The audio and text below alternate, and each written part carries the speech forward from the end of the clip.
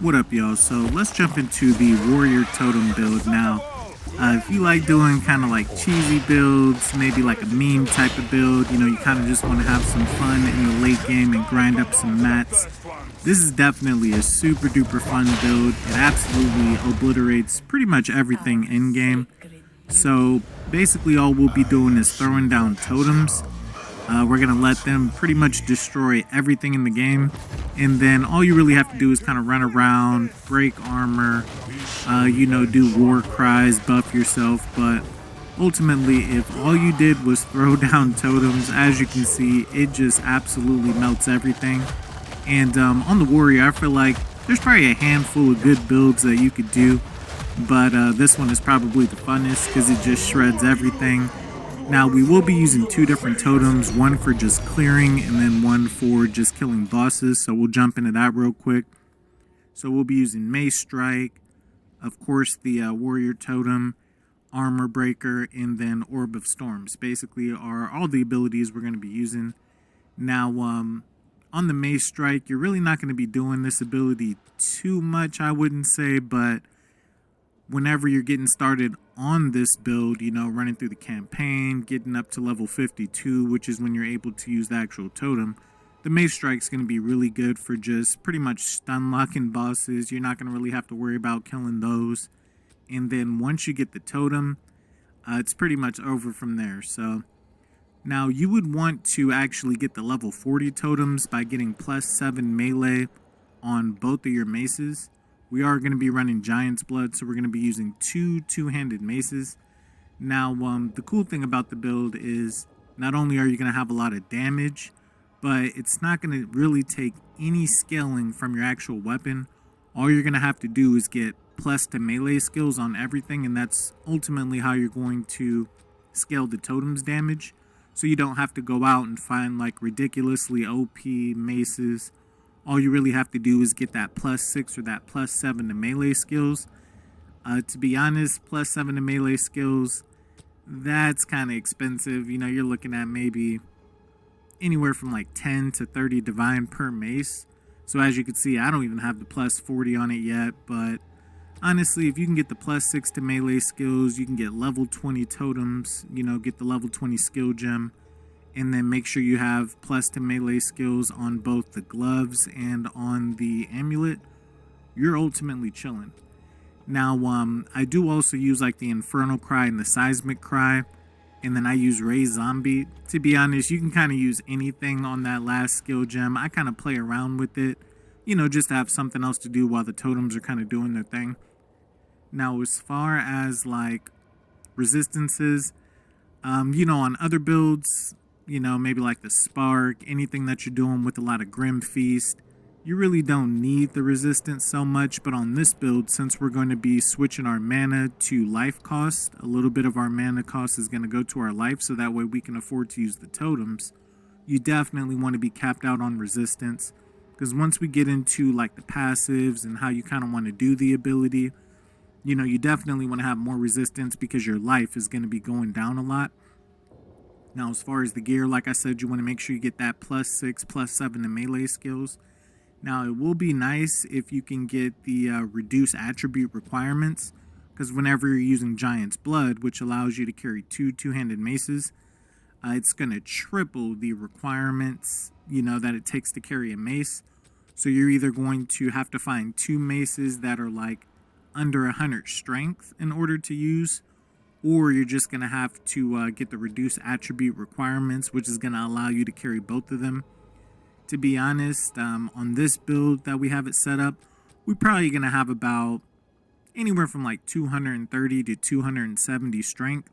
So at max, you can really only have like, 80, 81, 82 strength maces, unless you're rocking that reduced attribute requirements, or if you just have a whole lot of strength through your gear, it's going to be kind of hard to get stronger maces.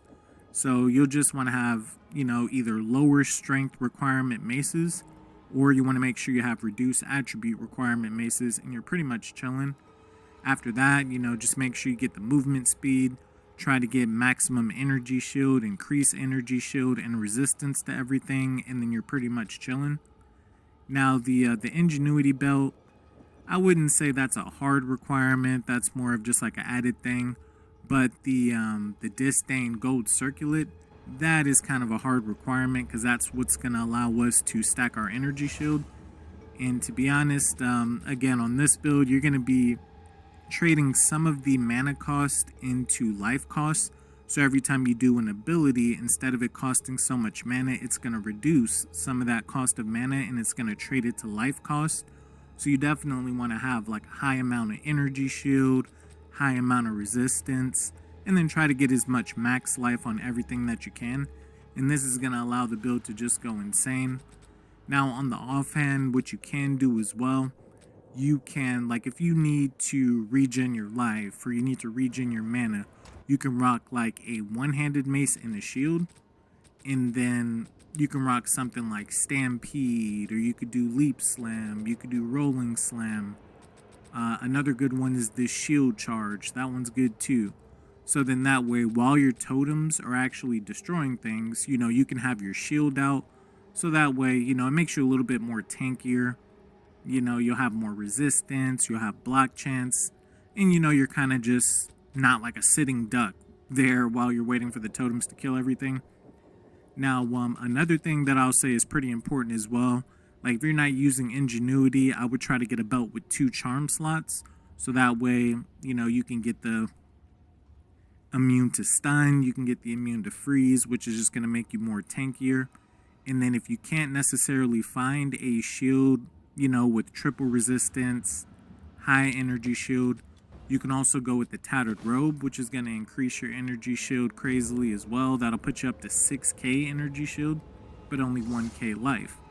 You know, so you kind of want to play with it a little bit. I personally would prefer just getting like a high energy shield regular chest piece with triple resistance. So you're not going to have as much energy shield, but you're going to have more max life. And then like I said, through the passive, we're going to be trading our mana for life. You know, so as you'll see when when we're running through maps and stuff at the end, I'll show you guys a little clip or two of that. When we're running through maps, your life is going to be going down constantly, so you kind of have to, you know, throw the totem down, maybe hit a potion, or throw the totem down, maybe use the Orb of Storms with the Font of Blood in order to, you know, increase your life regeneration, and then that's how you're going to kind of survive on this build.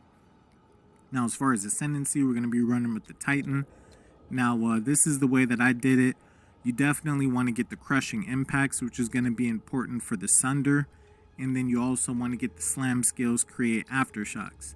So, whenever you're doing the totems, each time the totem slams, it's going to create another Aftershock, which is basically like the totem doing a Sunder 2 times.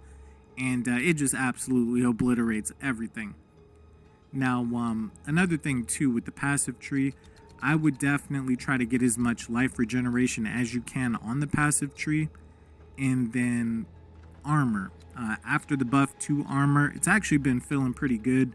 Down in the comments, let me know if you guys have been rocking armor, if you guys have been going with the evasion after the new update. I personally think the armor's been going pretty crazy. Now, once you actually progress to like Endgame, you know, you're getting into tier 15, tier 16 maps, I would trade the armor for just life regeneration. And honestly, you'll be able to survive, you know, pretty easily as long as you got the resistance. Now, this is the way that we're going with the passive tree. Here we have the mana cost converts and the life cost. Because even with inspiration on the totem, and even with rock and clarity on the Grim Feast, as you can see, it'll still kind of drain your life down fast if you're just constantly popping totems. So what you want to do is you kind of want to pop them one at a time. So then that way your life, you know, it doesn't instantly go down and you actually have time to regenerate. Now on the totems, each time you throw one down, they have 3 swings, I do believe. Yeah, they have 3 different slams that they can do before you'll have to throw down another one. You know, so instead of just spamming the totem, you want to, you know, throw one down, maybe throw another one down, let your life regen, then throw another one down, let your life regen, and kind of do it like that. But if you are just constantly popping the totem, you will run out of life. And if you don't have a lot of energy shield, you'll basically just kill yourself or you'll just get one-shotted by an enemy. So again, we'll grab that Giant's Blood. And then again, like on this, I only have 232 strength.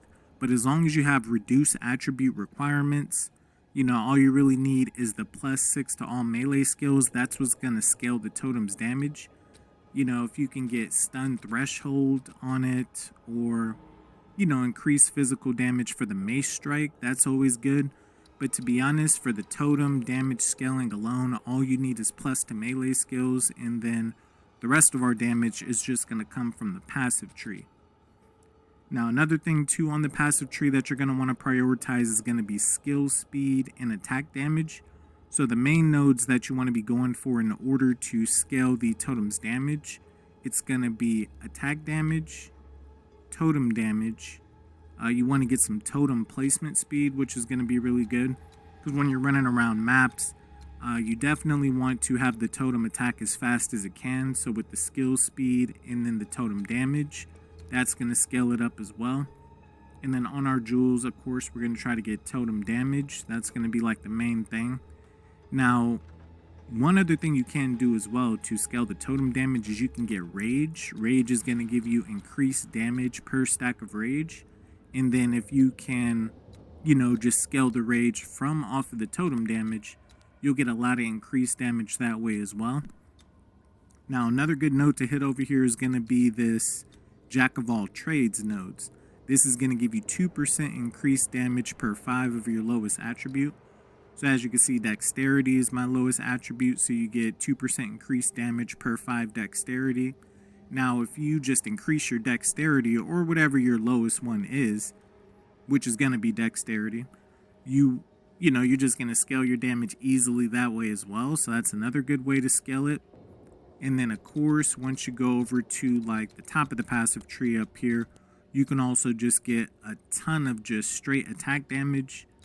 And then that's going to scale, you know, your mace strike as well. Down in the comments, if you guys are running totems, let me know what you guys are doing on this. I personally like the setup here. To be honest, I'm only level 91. If I get to probably you get to level 94, 95 on this build, get a couple more nodes, a little bit more energy shield, you're pretty much chilling. To be honest, I don't really die on this build at all. It's good for destroying bosses, clearing packs. You literally don't have to do anything. And then, like I said, once you get up into this shape-shifting tree, it's just all attack damage. And this all scales with your totem damage. So the totem is just absolutely shredding everything. You can just sit in the back, kind of just run around in circles. You can pull out your one-handed mace and your shield. Get the extra block chance, get the extra resistance, and you're literally just chilling. And then try to get as much skill speed as you can, which is going to allow the mace to pretty much keep attacking as fast as it can. Now on the amulet, you want to grab acceleration. That's going to give us 3% increased movement speed, and it's going to give us 10% increased skill speed. And that skill speed is what you're going to need in order for the totem to attack faster. So as long as you have totem placement speed, skill speed, totem damage, attack damage, and then just plus to all melee skills, that's how you're going to ultimately scale all of the totem damage. So you're not going to have to look for, specific attributes on amulets or specific attributes on maces. You basically could just go all plus the melee skills and you are chilling. Now, like I said, you would want to get the level 40 totems. As you can see, even killing the Endgame Secondist boss, even killing Trial Master, guys like that, you're literally maybe 5 hitting him with the totem, anywhere from 2 to 5 hits. You absolutely just obliterate him. If you had the level 40 totems, I'm pretty sure it'll just be a one-shot. So now I have been working on a few builds. Mostly been playing a lot of hardcore, but a couple standard characters. Probably the next build I'll do is the Infernalist, got a Storm Mage minion build. But I've kind of been working on a lot of different ones, a lot of ones that, I think maybe are overpowered. So I'll kind of show you guys that down in the comments. Let me know what kind of build you guys want to see, what kind of build you guys are doing. Between the Stormweaver, which was my first character, and then this Totem Warrior, which is my second, and then my Infernalist and my Deadeye Ranger. I think those are some of the most OP builds you could do in the game. But again, I'll be trying like all of them. I think the next one I'm going to do after the Infernalist will probably be like a Tempest Flurry, Gemling Mercenary build. We're going to do some Monk. You know, we got some things cooking for you guys. So make sure you guys hit that like button, hit that sub button. There's going to be way more videos on the way. As always, I appreciate you guys checking out the vid. And check out how the totems work on the maps. Like I said, the clear speed on this guy is absolutely insane. You'll pretty much be able to just clear everything without even having to swing your mace at all. So, again, I appreciate you guys checking out the vid, and I'll see you on that next one. Peace. Steel yourself!